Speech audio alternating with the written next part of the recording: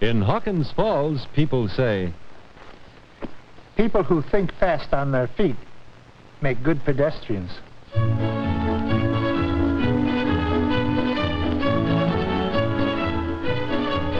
Hawkins Falls, a television novel that tells the story of life in small-town USA. Hawkins Falls is brought to you today by NBC.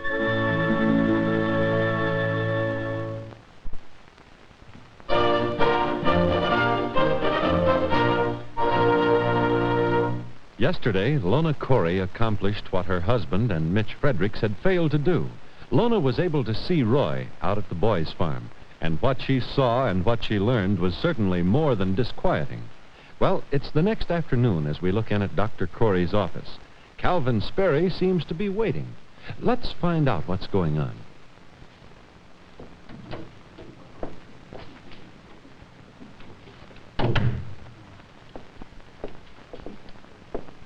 I do.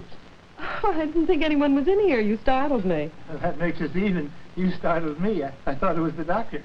Oh, isn't he in? No, his visiting hours are before noon.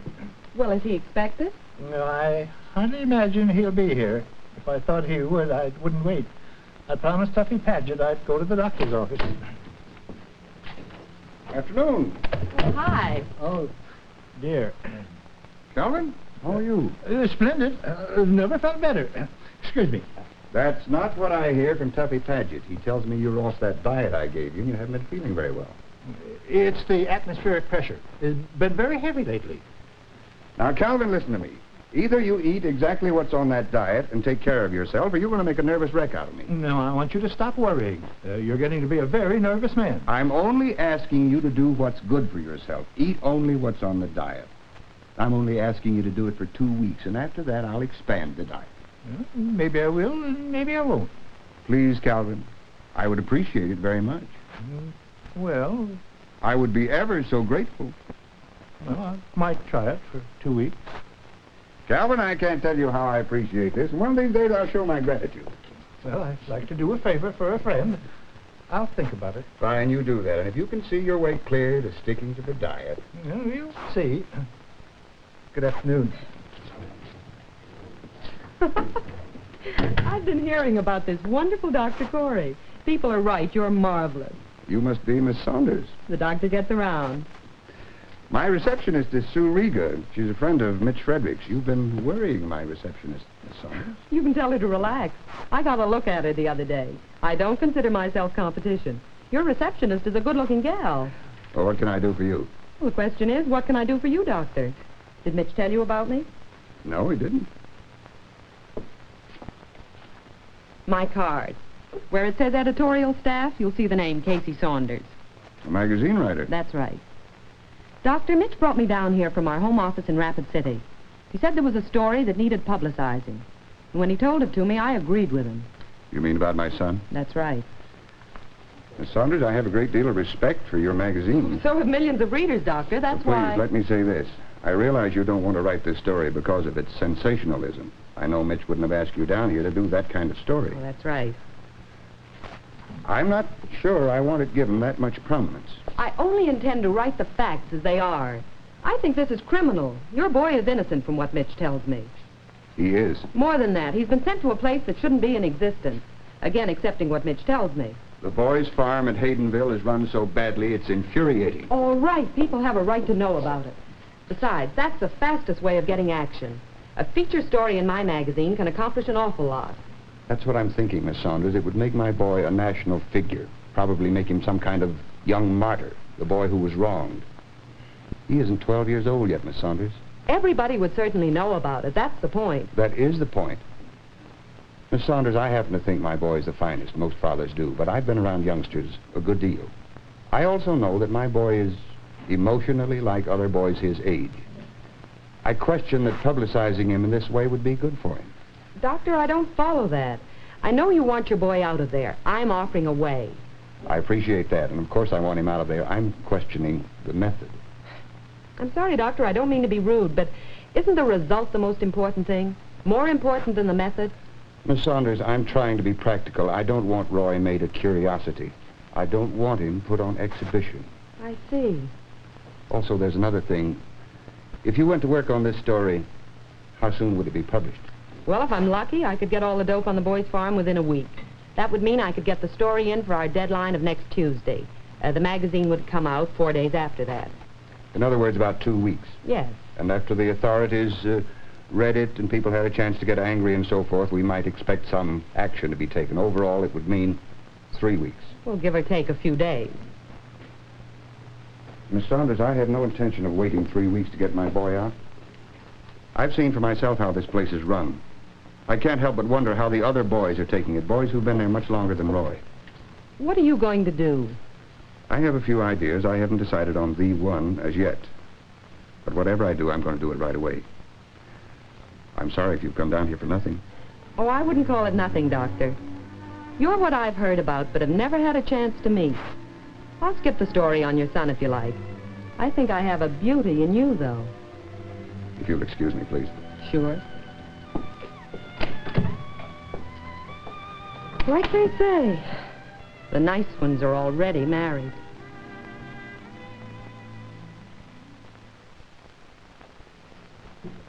I can take this out without cleaning the whole jacket, Lona. The rest of it is perfectly clean. Only wore it once.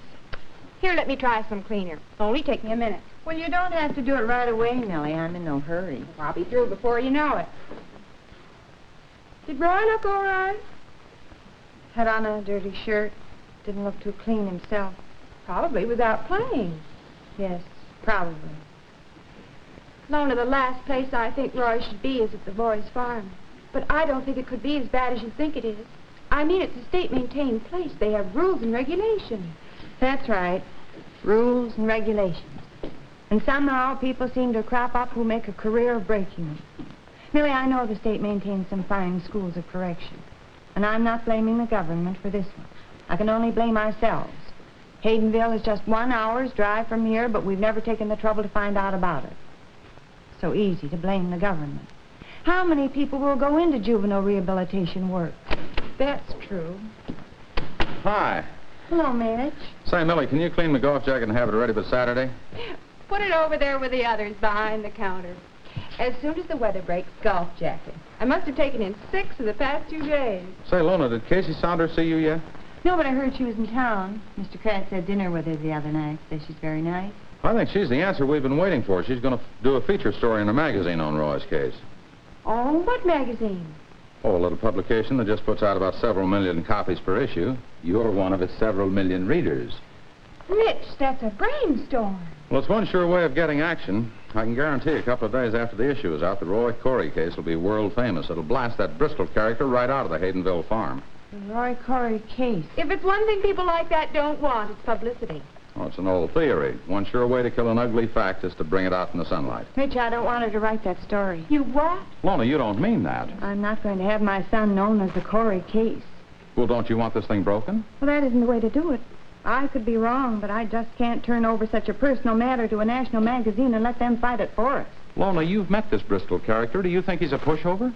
I know this much. I wouldn't want that man held up to ridicule while he has my son and some other boys in his charge. I never thought of that. He wouldn't dare try anything while he's being accused of things in a national magazine. Perhaps not, but I'm not taking that chance. Well, what do you propose to do?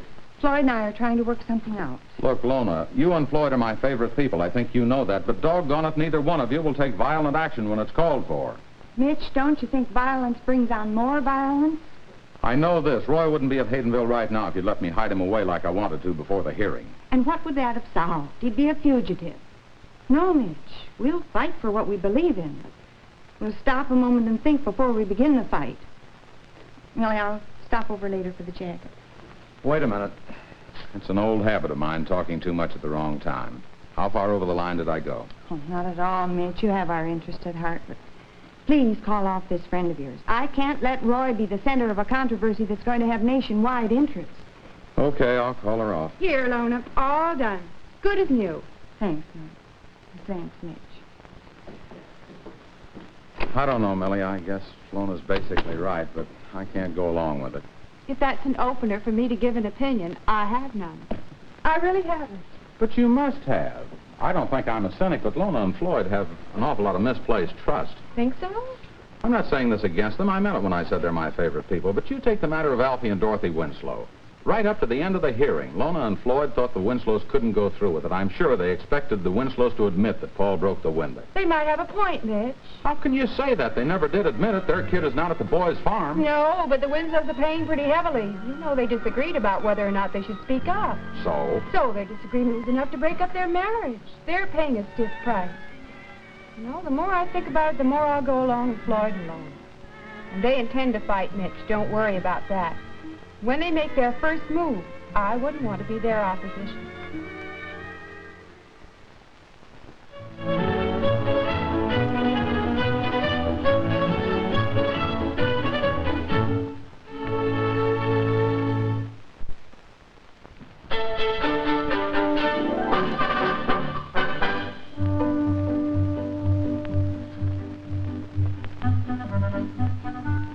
In Hawkins Falls, Lona Corey is Bernardine Flynn.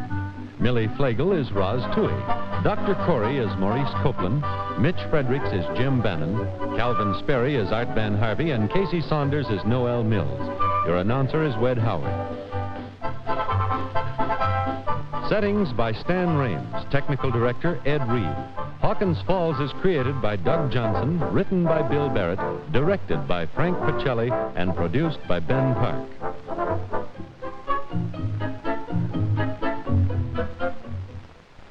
Our Ground Observer Corps needs volunteers. This important part of our national defense system depends on you, the citizens of your community, to assist in the vital job of protecting our country from air attack. Inquire for details today at your nearest Civil Defense Center.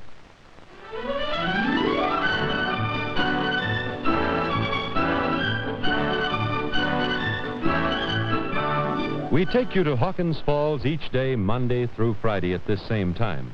Come with us tomorrow, won't you?